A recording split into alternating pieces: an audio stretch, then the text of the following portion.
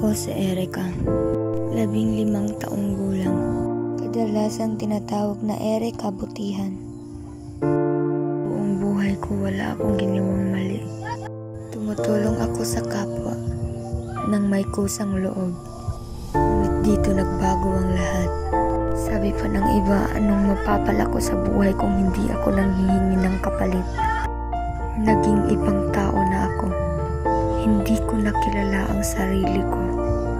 Nang aapi, nang aabuso, at napabarkada sa mga maling tao.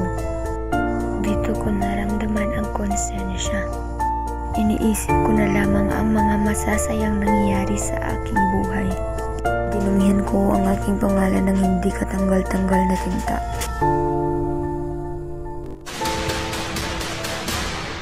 Dito ko na lamang napagtanto. Ang pagtulong sa kapwa ay hindi dapat naghihintay ng kapalit. Wala man tayong natanggap na kagamitan na kapalit para sa ating ginagawa.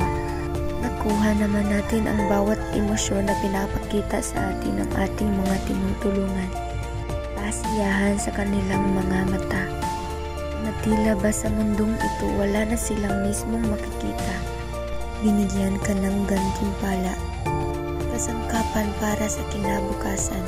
Ngayon napagtanto ko na ang kabutihan ay hindi nasa labas, kundi nasa kalooban.